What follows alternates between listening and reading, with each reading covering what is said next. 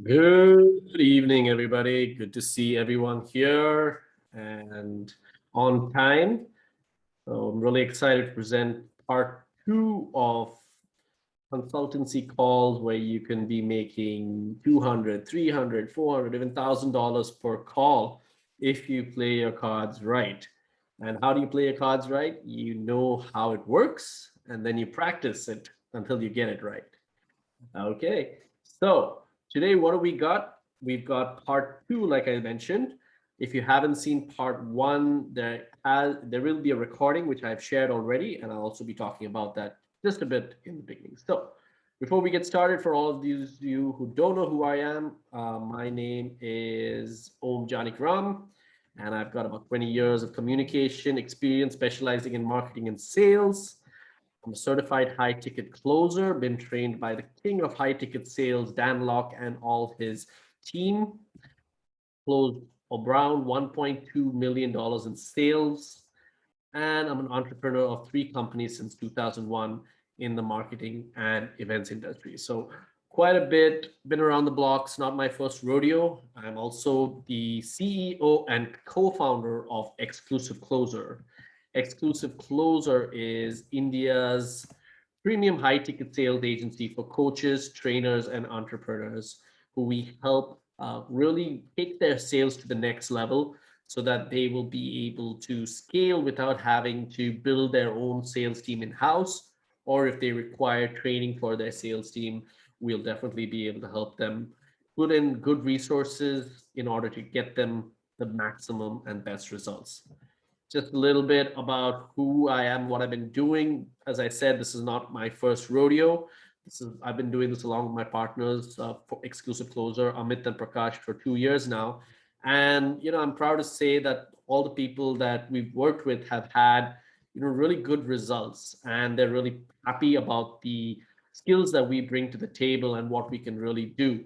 Because at the end of the day, it's really all about communication, it's about networking, it's about being someone who attracts the right kind of people. And if you're able to have that kind of people around you who appreciate what you do and you appreciate what they do, then automatically you build lifelong partners who will endorse you any day, anywhere, so that you can get what you need to get whenever. Because at the end of the day, your net worth is your network is your net worth, right? So I'll repeat, your net worth is your net worth. Sorry about that. So it's really important that you're out there doing business, and I'm proud to say that we've been doing a great job and being able to get all of our clients and associates happy to be working with us. So moving on to what happened previously. So previously on this episode, we did the importance of consultancy calls. We talked about why it's important because people need to really understand the clarity behind buying. We talked about how do you prepare for a call, the mindset behind it, and exactly what are the steps that you need to do to be able to handle that call without any problems. How do you structure the call? What is the step-by-step approach in order to be able to make sure that you're sticking to a framework and not going all over the place, right? During the call, what is it that you need to keep in mind? These are the important tips and tricks that you need to keep. How do you dig for pain in order to really make that conversation worthwhile and make sure that it's a valuable conversation that's meaningful and not just some surface level sales pitch that you're doing? So this is what we did last week. And if you haven't seen the recording, you can go to bit.ly/ec train C calls P1, and you should be able to watch the replay with that link. Okay, so what are we going to do today? We're going to do part two, and it's going to be quite different. We're going to be talking about painting the dream, selling the solution, handling objections/questions, sealing the deal with the commitment, and what do you do really after the call. So just before I get started, I just want to make sure my chat is open so that I can see everything is going on. Can you guys hear me all right? Just confirm, can you put in the chat that you can hear me? Because I think someone did say that they're not able to hear me. All right, Vipali can hear me, Sandhya can hear me, good. Good. So I hope I'm loud and clear. You can put your comments in the chat box. I will be looking at it as well while this is going on. And let's have a good time. Let's have an interactive time. If you have any questions, feel free to discuss them at the end of this presentation. It will be slightly shorter than the last one, so I can definitely, get through this and spend more time with the questions as they might be. Great.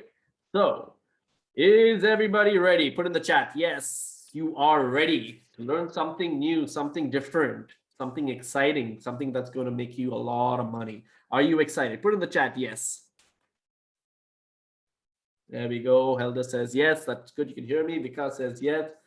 Rupali is saying the slides are not clear. All right. Is that the case for everyone? Manoj says, hell yeah.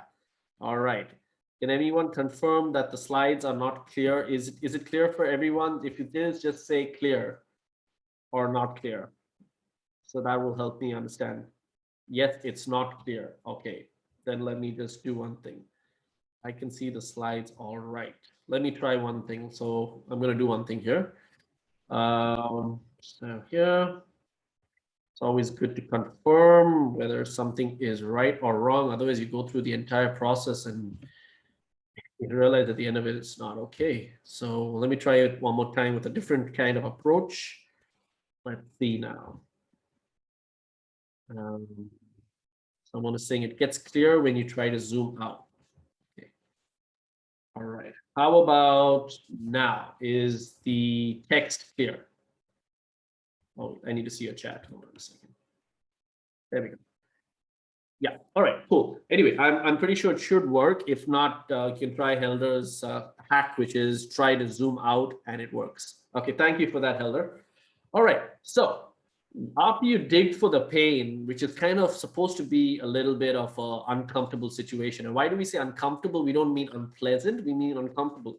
We mean uncomfortable because we're asking them questions which they are not used to getting asked. And it kind of is like, why are you asking me this? But if you come in a place of care and you're really, telling them that I'm asking this because I want to help you, in the doctor frame, like how a therapist would speak to his or her patient, they're ready to open up. So once they've opened up, it's kind of like a little, uncomfortable feeling inside. So what's really great is to give them a little bit of a dopamine hit, right? Because at the end of the day, people buy based on emotion and not logic. All right. It can't be a logical sale because at the end of the day, people want to feel something by buying something. They don't want to logically say, okay, it makes sense to buy this, and then, that's it, They want to feel something. They want to get something out of it. So people buy based on emotion and not logic. That's very important. So you can't be logical when it comes to certain sales that you're trying to make here, right? So what it also does by painting a dream, you're helping a prospect feel good about a possible future with you or your company. Okay. By painting the dream, you are helping a prospect feel good about a future with you or your company. So in other words, you're really doing something called future pacing. All right, let's pretend for a second here that you're able to get everything that you want from what you're saying, and we're able to offer you that. How would that feel? What would that do for you? Why would it really make an impact in your life?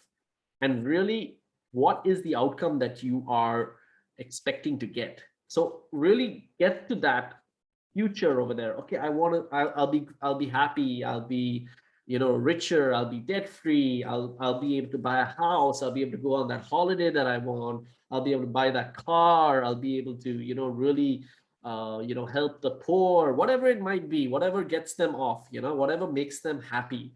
You want to be able to give them that feel good feeling by asking them questions that's really what happens when you achieve this. And that relieves the pain that's caused temporarily from the previous section of digging the pain, like I was talking about. Because at the end of the day, when you feel low and then suddenly you're brought to a high where you're like, yes, that's exactly what I want to do. That's where it really starts to make them feel, okay, that's kind of what I want to achieve, and I really want to get there. So it really helps them understand the outcome is not a dream, And if they're ready to put in the resources required, be it time or money, they can actually achieve it using our solution or our company solution. And if you're able to bridge the gap by selling the solution effectively, then you've got the money in the bag, literally, because you've talked about the pain, you've talked about the dream, and it's really then boils down to selling the solution. Now, when you're selling the solution, the main purpose over here is to provide proper clarity about the solution and also give them information about things that they may have not absorbed, maybe from the website or from the webinar, or something. Sometimes they just don't absorb everything. It's just like an information overload. So you want to provide proper clarity about the solution by asking the right questions, not giving them a complete sales pitch, but it is a pitch, but in a way that you want to be able to have it so rehearsed that it is crisp, it is easy. It's like a song, it's like a song that you listen to from beginning till end. It's got high points, it's got low points, it's got intonation. You slow down and then you speed up. So everything, it's a song. I love to think of it like a song. And if you're able to do that, it's pleasant for the person to listen to without having to be like, oh, I need to change this channel or I need to change this song. Okay, so make sure you rehearse your pitch as much as possible, or at least have some points down that you're going to cover in order to you can make the pitch crisp. Tell stories. At the end of the day, you want to be able to tell stories, right? If you are able to be able to say that, hey, this person had a trouble with us and he was in the exact same situation that you were in this time, then they're able to start to relate to that person. Okay, and then you start to tell them how they were successful by implementing what we had to show them, and in just a matter of a couple of months they were able to scale to x whatever it is, and give them that example such that they gain that more confidence that this works. At the end of the day, they want to see results. They don't want you to tell them something that you think only works, but they want to see social proof, right? So try to incorporate that in your pitch where you're giving them a story. The next thing is to keep in mind their pain points. Not everything is relevant. Like, for instance, I was speaking to a prospect the other day, and they were only interested in the aspect of where they can be ranking higher online, for instance. They weren't interested in the how the social media helps them and how the listings would help them. So because the solution encompasses all those things, it doesn't necessarily mean I need to talk about those other things in depth. I need to focus on where their pain is, get them to buy in on that, and then everything else is gravy, right? Everything else is bonus. Oh, by the way, you also get a system that helps you post to multiple channels at the same time with the click of one button. And you also get a system that pushes important data to multiple platforms without you having to manually do that entry. Do you think like adding something like that to what you're offering will also help apart from what we discussed already? Yeah, that's great. That's awesome. I didn't even know that was there. So first, work on the pain point of where they are rather than try to sell everything. And that's just going to be like, why are you telling me this? It's not even important right now. First, concentrate your efforts on trying to deal with that pain and how the solution is going to help that pain. And then once they're comfortable with that, then you can add on the bonuses and gravy. Oh, by the way, this also is there, right? Confirm that they're following at regular intervals. So this is important because when you're making a pitch, you want to, and especially when it's one-to-one, you have the camera on and you hopefully have your camera on and you're both speaking to each other, but sometimes they might be a little distracted. So you want to make sure that they're following at regular intervals. You want to say things like, is this making sense? Do you feel that by implementing a system like this, it could actually be beneficial to you? Am I going too fast? Would you like to ask me anything at this point of time? So these are a little bit of touch points which you need to go through in the middle just to kind of confirm that they are peeled, their ears are there, and then you kind of wait for them to give an answer and then move on. Does that make sense? So you guys, a lot of you will know, like I say that a lot. Does that make sense? Is that clear? So I'm waiting kind of for an answer from the next person, because I want to know that I'm having a conversation and it's not just a one-on-one sales pitch, right? So in these cases, obviously with mics muted and everything, we can't have a conversation. But yeah, if you want to put in the chat, does this make sense? Please go ahead and do that. I would be waiting and listening for that. So far, does whatever I'm saying make sense, and is it ringing a bell? Put in the chat.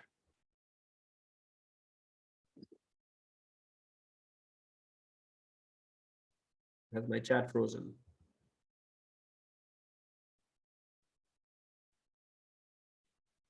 All right, good. Click something there. Cool. All right, so moving on. You're also there to clear doubts, because at the end of the day, you want to be able to give them clarity. So clear the doubts. Don't treat it like, this is it and that's about it. So, and don't act like, it's like, oh, just because you don't understand it, it might be an objection. So which really comes down to the next part, which I'm talking about, is knowing the difference between a question and an objection.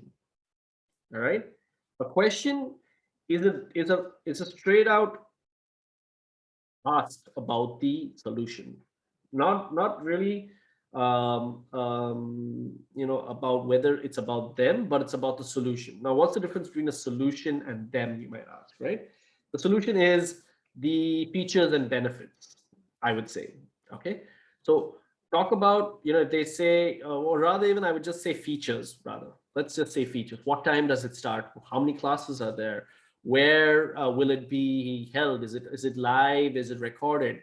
If you've not already answered these questions in your pitch, then you should ideally incorporate them into that. But frequently asked questions might come across from time to time. Okay. All right. Sandhya is asking me to speak a little louder. I thought I was loud. Let me just check my audio volume 1 second. Audio settings. All right, I'm going to change my settings here a little bit. Is this better, Sandhya? Give me a thumbs up if it's better. Please move this. Yep. Okay. Hold on a second. Why is this settings?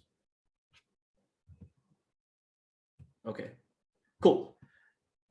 Right. So be calm and listen, because at the end of the day, you want to be still maintaining this doctor frame. You've gone through a lot. You'll be probably about 10, 15, maybe even 20 minutes into your call right now. And if this person is a talkative person or not a talkative person, whatever it is, you want to be able to understand their personality type, which gives you an indication of what type of route to take while handling objections. Okay, so be calm and listen to what they have to say before jumping the gun. And I'm not going to get into the specifics of handling objections in this particular session. That we'll leave for the training sessions which we have during the week, where we'll go through a script and we'll really work through the structure of handling each thing. But I'm going to give you an idea that if someone says, how is this going to work for me? And, they're like, you've just explained to them the entire structure, how it's going to work for them. And then when you're like, you're thinking in your head, what the fuck? I just explained everything about how this is going to work for you. And you're asking me this silly question, and you're like, "Argh." So don't let that, don't let that inner demon get the best of you. Be calm, be patient. Sometimes you might be listening to talking to people who are a little slow. They might ask the same questions again and again. That's okay. At the end of the day, you're there to handle and clarify and really guide them through the sales process. So be calm and listen to what they have to say before, and don't anticipate what they're going to say, right? So that's why let them finish and understand it. Never justify. All right. This is something I see a lot of salespeople do, where they justify, where they start talking about features, they start talking about benefits, and then they say, of course, this will work for you. We've got this, we've got that, we've got this, we've got that. And, it's just like they straight away jump into the, into trying to justify exactly how this is going to help them, rather than trying to find out why are they asking that question in the first place. Like, what is it that I did not say that is making them ask this question? So get to the root of that question before you really start justifying, right? Because that's going, the minute you start justifying, you are you're sounding like a typical salesman where you want to push the product rather than understand their pain and needs. And the second thing is, you just lose your authority, you lose complete control over the prospect, because now the prospect is turning around and asking you questions, and you are just bowing to those questions and just giving them sorry, not giving you objections, and you're just bowing down to those objections without any worry, whether you're losing control or not. So that's why it's important to understand between questions and objections. A lot of people get confused between a question and an objection, and they start to treat a question like an objection. Like, so how long is the course? And then they're like, so how long do you think the course is? It's like, dude, I just asked you, how long is this course? I know, but how long do you think the course is? Like, he's like, no, please do not do that. Like, that's a little bit of that's overkill. I'll get to the point about really questioning, redirect questioning. But when you are approaching an objection, you want to be able to follow this structure. All right, you want to appreciate it, you want to isolate it, and you want to then obliterate it. Okay, now what does this exactly mean? So for instance, someone says, well, it's great, but I need to think about it. Okay, I can appreciate that. So is you having to think about it the only thing that's stopping you from going ahead today? Well, it's also a little bit of it's a little pricey.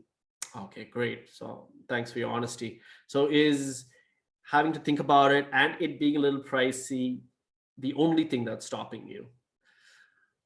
Like, if I'm able to help you understand these two things, is there anything else that will stop you from going ahead if these two things are sorted out for you today? Well, I might need to talk to my partner as well. So what you're doing now is you are appreciating that. Then again, you say, I appreciate that. It's really great. Although you probably would have qualified them earlier about this partner stuff. So you can hold it back. Don't immediately rush into handling that objection. Appreciate it. Just let it sink in. You're isolating now. Where all are the things? Where all are the troubles where they could be possibly giving you problems down the line, right? Objections down the line. Once you isolate all these three things, then you can just say, all right, and then boom, you start off with your objection handling sequence, where you start tackling each one of these objections one by one. Because if you allow, and when you do that also, you can kind of tackle it in such a way you're dealing with multiple objections at the same point, rather than just dealing with the having to think about it, when actually the having to think about it is also the fact that they don't have money, which you will realize only later, because you didn't ask them that was that the only thing that's stopping them, right? So I found this to be very, very, very, very useful, because only then will you be able to obliterate it and destroy those objections by handling it one by one effectively. And then at the end of it, there's just like no objections to be dealt with. It's just like, all right, screw it, let's do it. All right. Is this point making sense over here? Appreciate, isolate, and then obliterate. Obliterate. It's a little bit of a tongue twister. This is making sense, guys? Super. Okay. Redirect questions based on qualification to make them feel the pain. Okay, what does this mean? So basically, you would have already done a qualification process, right? And when you would have done that qualification process, you would have qualified them on whether they're the decision maker, whether this is something that they need to do now versus someday, whether this is something that they can afford to do, whether they have anybody else that they need to include in this decision before getting on this call. These are the main four common objections which you're going to face, and you're going to pre-qualify them prior to this.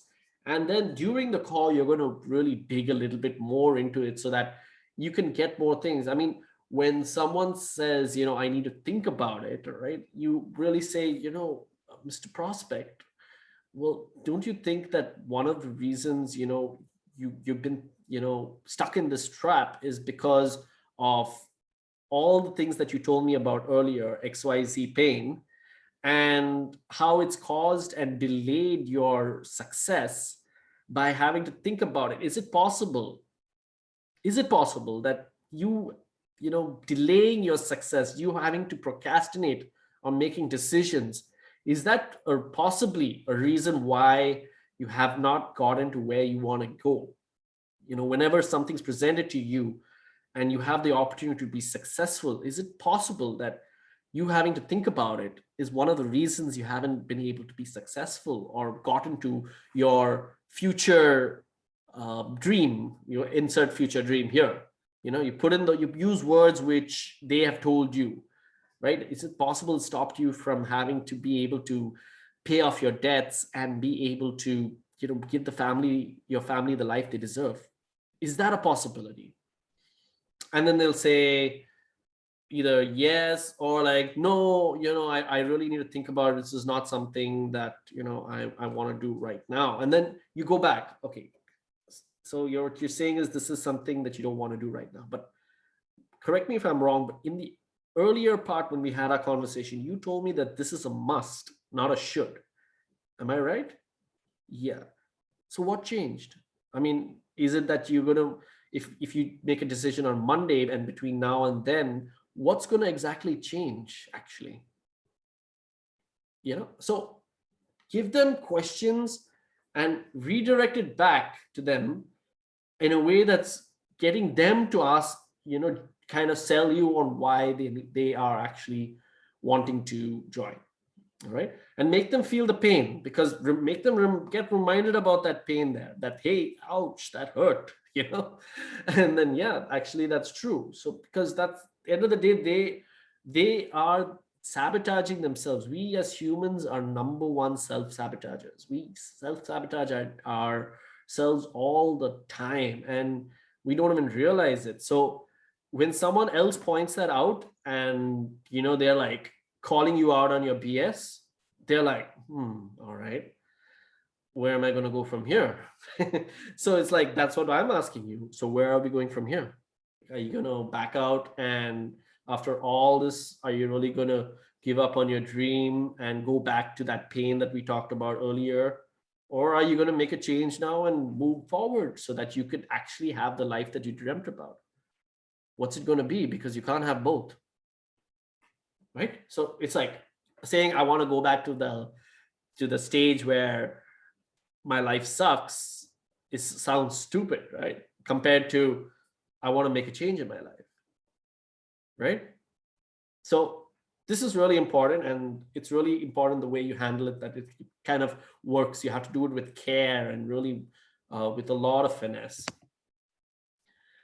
And as you may have noticed from what I was doing, I was ending each objection with the commitment question. Is that something you want to do? Is that how long you want to take in order to get that done? So I'm always ending it with a question, and that's the best approach, because you don't want to leave it hanging in the air and just say something random and then just have them think about it without asking a question on how, and without leading the conversation forward, right? So so just end it off with the thing. All right, so let's do it, right? Isn't that what you want to achieve? Screw it, let's do it. Pull out that credit card. I'll be right here waiting. Are you ready with that?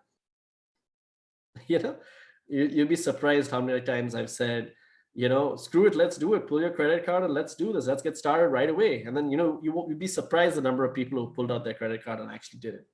You just need to give them a little bit of a push, So, and then the push in the right direction, rather a pull. I would prefer to say pull. Okay. Next thing is don't let them off easily, right? They are going to even the toughest nuts are going to give you resistance, all right? And you may think, okay, by doing this objection isolate, trying to, if they give you a good answer, you're going to be like, okay, fine, I get what you mean, thank you very much, bye bye, tata, bye bye. Don't buckle like cheap furniture. You guys know what cheap furniture is, right? That those plastic chairs that you sit on it for a little too long, and the fat guy sits on it, it breaks, right? Don't buckle like that. All right, give it all you got. A minimum of 3 attempts where you go around kind of dealing with that objection, and maybe a maximum of 5. Okay, you don't want to go too much. Sometimes it's just like like literally like thick leather. You can't get through them, and people like that, they don't want help. They just want to tell the people their problems and not do anything about it. So if that's the case, you'd rather not have someone like that in your program, because how much ever you tell them, they're not going to listen, which means they're not coachable, right? If they're not going to be able to get some advice at this point on how to change what they're doing, then there's no way in hell they're going to really change when they get into the program, whatever it might be. So if they're going to be thick-headed, okay, give them the benefit of the doubt. Go at them. Don't let them off easy. Don't let them off too easy. So go through an objection sequence, which I'll be teaching you guys about in the classes, where you really tackle it in a very structured manner. There's a lot of strategies that there's, like, I'm sure some of you might know, feel, felt, found, come to Jesus. There's a lot of these different strategies which you kind of play on their feelings, where you go hard and then you go soft and then you go a little harder and then you hit back soft and then you hit back harder again. So it's a kind of like a dance till here, and then at this point of time you're kind of in a very kind of like a mental fight with him or her. All right, so that's about handling questions and objections. The next part is, I think is almost the final part, is where we are sealing the deal. And why do we seal the deal? We want to prevent buyer remorse. All right, we want to make sure that whatever it is, that there are micro commitments that are taken in order for them to get to where they want to get. All right, which means as a closer, our main goal is to get money in the bank, right? Whether it be taking their credit card at that point of time. And then after that, the next goal is to make sure that there is a steady and good handover process for them to go to the next step. All right. Now, for instance, sometimes they can't really buy at that point in time. So then you pull out the offers, right? Or you pull up something which is going to help nurture them. So it either be a commitment deposit, or it's going to be to book a time for a follow-up call, which happens in most B2B situations. You do not have one call closes. You have a follow-up call where you say, okay, I've explained the situation, I've sold the solution to you. Now I've handled your objections. Let's book another call to speak to more people so that we can get the buy-in from them. So there will be a follow-up call that's required. Or if there's a genuine reason why they really can't do it right now, then all right, cool, I can appreciate that. And then book a follow-up call and say that I trust you're sincere and you really want to do this. That's why I'm booking this call. Otherwise, I wouldn't waste time in following up. So really show that you're getting a commitment from them.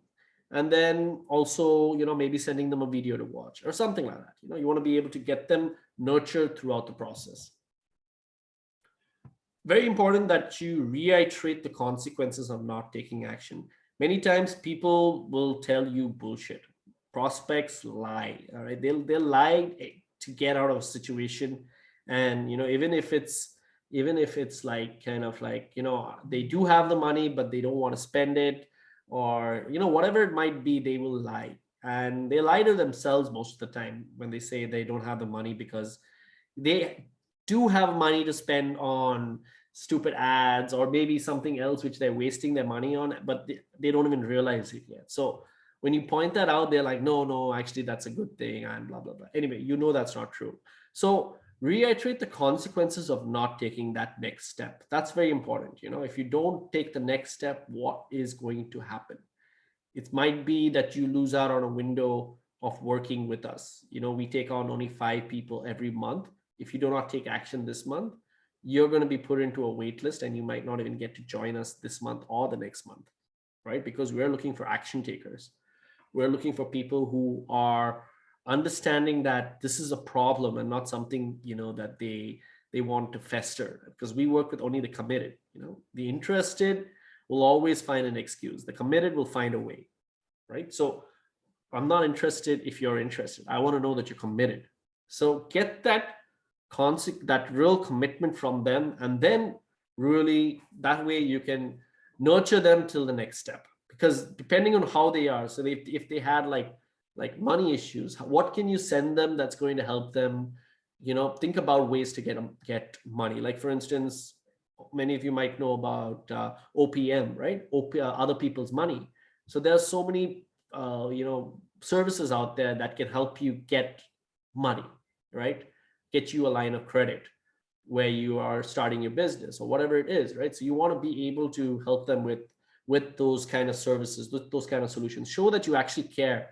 Or maybe it might be they're not able to find someone they can relate to in their program. Maybe they're into fitness, or maybe they're into dating. Maybe you want to send them a case study of someone's into dating, or show them a situation where someone is completely broke and now they've completely turned their lives around. Let that material really settle in so that you can nurture them to the next step. All right. After the call, now this is really important. You've done all the action. You've either made the sale or you've learned a lot. All right. There is really, whatever happens, it's important that you get all the paperwork and formalities out of the way immediately. All right. Because if you do not do this part, and I really stress this as the first point, because it is like, it's going to bite you in the ass later, rather. You want to be able to have your notes all there. You want to make sure that the contract is signed, or you want to make sure that everything that's related to this call is done and dusted, so that you can move on to the next call. So that means fill in your call notes into the CRM, apply necessary tags. So certain companies expect you to do a certain amount of tasks. Like if someone has finished a call, they have an automation sequence where you need to change the tag, and that's then going to say, hey, thanks for booking a call with us. We hope our consultant was able to be helpful. Here are a couple of resources that's going to help you to the next steps. So depending on that, there will be some sort of communication that's going to be sent, which tags help you to do, right? And the CRM notes is useful for not only for you in the future to know exactly what the prospect is, but also for the person who's taking over. It could be the account manager, it could be the coach. They want to read up a little bit about the prospect before they actually get on a call. So it's your job to really transfer those notes onto them. Reflect on your call. Like many times what happens is we finish a call and then we kind of get away, and then we forget about it, right? You win on every meeting, okay, whether it's a sale or not, right? What does this really mean? I mean, if you win, means you are really either getting a sale, or you're learning something from it. So what is it that you have learned from this call? So we have a column in our log data for demo calls where it's us, what did you learn? What can you improve? What was that one thing that really made the difference in this call? All right. And if you ask yourself these questions, you're going to really be able to reflect upon it, because at the end of the day, that's what, if you don't learn anything from that call, then you're just going to keep making the same mistakes again in the future. Or if you did learn something from that call, maybe it's not a mistake, maybe it's something that you did well for the first time, and you want to continue doing that. So really reflect on your call. That's important. I like to do this because it's important to be able to appreciate the call that you had with them and inform them about the next steps. Even if it's not a sale, you can request for a testimonial, you can request for a referral. And this just gives that sense that, hey, at least whatever happened, you and I, we had a good conversation, and I want to respect that. I want to appreciate that. And I want us to continue to be in touch. And so that this is really going to help you in the future. If you need to reach out to them again, you have a thread going, clearly highlighting exactly what it was. And also, if you've made a sale, you can reach out to them in the future, maybe 2-3 months down the line, and be able to upsell them. Okay, so this is something, even though the system might have a way already sending from the company side, you want to just create this personal rapport with this person. Celebrate your wins or your learnings on the sales group chats. So where there will always be a chat or a group that all your fellow sales closers, where the bosses or the partners will be. Celebrate your wins.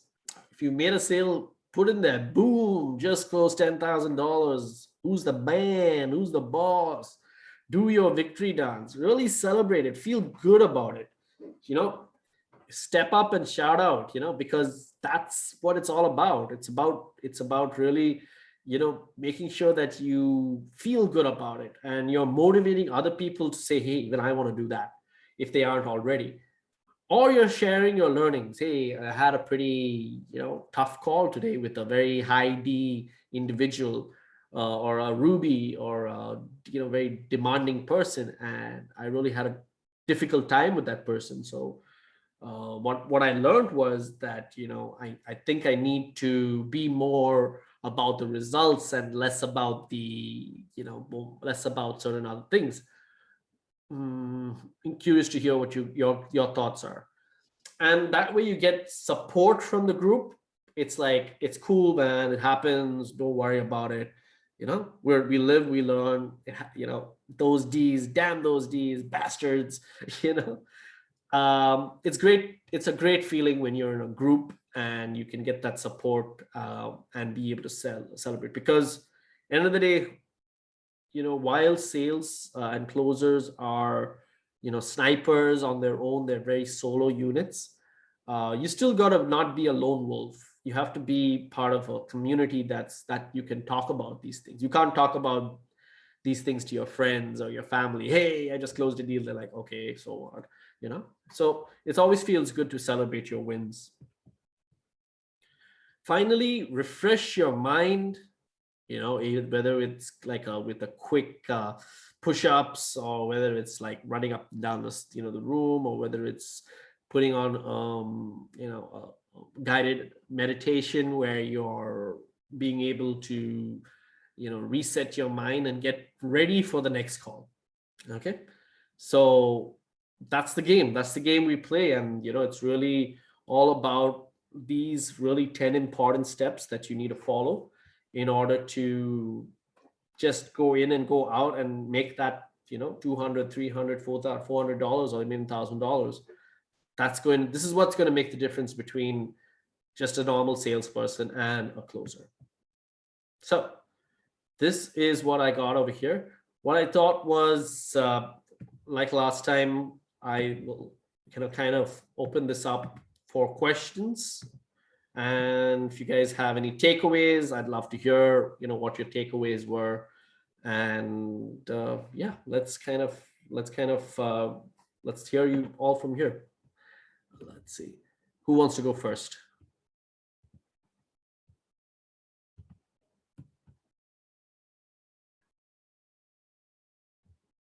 So yeah, I mean, first and foremost, was that interesting? Did you guys learn something that you haven't learned before? Was that something that was interesting for you and that you'd like to kind of do and pursue? Let me know in the chat, or feel free to open up your mic, and let's have an interactive session here, guys.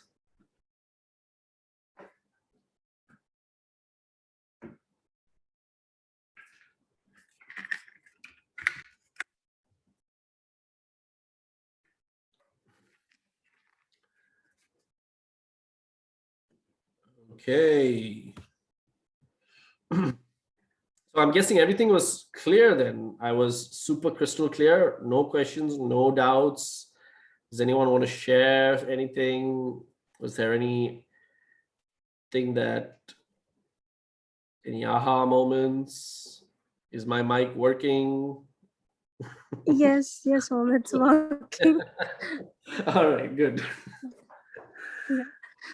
Yeah, definitely. It was very helpful and a beautiful session as usual, like last times. And today I learned quite a few great things. So out of which my aha moment was never justify, because I think I get into a mode where I start, explaining more and more about the product. So I think that was a great point for myself, my individual aha moment. And apart from that, the after calls thing also was very beautifully explained, and it's really, I believe you, I mean, not I believe, it is 100% that you all have tried and tested and shared all this knowledge with us. So I'm really grateful that, even before we commit any mistake, we already have a proper guidance as to how we can do after the call, what all needs to be done. So Mhm. this is really helpful because we are just starting up. So already the steps are given. So it's very helpful. Super. Thank you. Thank you, Rupali, for sharing. Appreciate that. Yes, Helder, please go ahead. Oh, okay. Hi, everyone. Just want to thank you, everyone. First, this is actually the first time I'm actually attending this Zoom call, Zoom meeting, which I found fantastic. It's really, really useful. Like I think, even though I'm actually at the clinic, as I have said in the group, in the WhatsApp group, well, but one of the key points that I really liked, and I recently gave feedback about it to someone, was also about the justification, actually, because sometimes when we get an objection, we tend to try to explain, to justify, and we keep talking, try to explain, just trying to make sure that the prospect gets all the information. But that's not actually the right way to go, because we tend to speak without actually validating with the prospect to make sure that he's actually paying attention to whatever we're trying to say. So this is a very important point to validate. We ask questions, just trying to get them, like, even though they're trying to throw objections, like we try to get them to justify, like close us on why exactly they don't want to do this or that. Okay, instead of doing the other way around, like when it's like us as closers trying to justify, try to explain everything, so they just don't catch it. So I think that's like an aha moment, and also a very good and useful point. Thank you. Thank you, Helder. Appreciate you for joining us today. Thanks for sharing that. So yeah, I mean, I think really it is, it all boils down to that, because the minute that you justify, you lose control. And you, all this time you've been kind of asking the questions and being in control. You, minute you start to say, feel that they asking you questions which are, making you have to go back into the entire, education aspect, you get frustrated and you just want to kind of get it over with and just tell them the answer, but kind of hold back on that, because that's what's kind of, they're just trying to buy time by asking silly questions about, things which maybe are not even relevant, and not even understanding why they're asking that question. So it's important to really understand what's the true intention behind that question. Great. Anyone else like to share? Manoj has said his aha moment was making them responsible for their objections, us making them realize what's stopping them from their success, which was a great aha moment. All right, great. Sandhya has mentioned that she appreciate, isolate, and obliterate. It's a great point for her. It was extremely beneficial. Super. Yeah, I think it is kind of important at the end of the day, because people will always find excuses, and they just kind of, try to, get out of it in some way or the other. And it's important that you don't let them, escape with that kind of BS, and you get them to really get that everything up front so that you can deal with it one by one shot. Super. All right, so that's all the time I guess we have for today. I'm really happy you guys have joined in. What we will be having in the future is sessions on Tuesday and Saturday. Every Tuesday and Saturday, we're coming up with a very interesting series on really how to take your closer cape and own it. So that's something which we're working on. It's in the works, and hopefully soon we'll be able to reveal that and get you guys trained in as the alpha batch, as we'll call it. So that's going to be the alpha beta batch that we really want to share the knowledge that we have, really package it in a way that's going to help you practice that pain digging, practice that dream painting, and really understand your mindset. Because at the end of the day, if you are not convinced with yourself, how are you going to convince someone else, right? So are you feeling abundant? Are you feeling able to free from any sort of objections that other people are asking you? Are you free of those things? So you need to really think about those things, right? If you're going to tell someone that they can use this system and live the real good life, you gotta really believe that you can also live the good life, and you can also achieve that. And you have to have that kind of infectious kind of charisma about you, so that you can pass that on to the customer or the prospect, right? Great, superb. So thank you everyone once again for joining. You are welcome. I'm really happy to have hosted this. So that's the second session, part 2. And I will be sharing the recording for those who have missed it, so that you can take a look. Thank you all. Have a great evening. Enjoy your Saturday, and we will see you on Tuesday. Take care. Have a great night.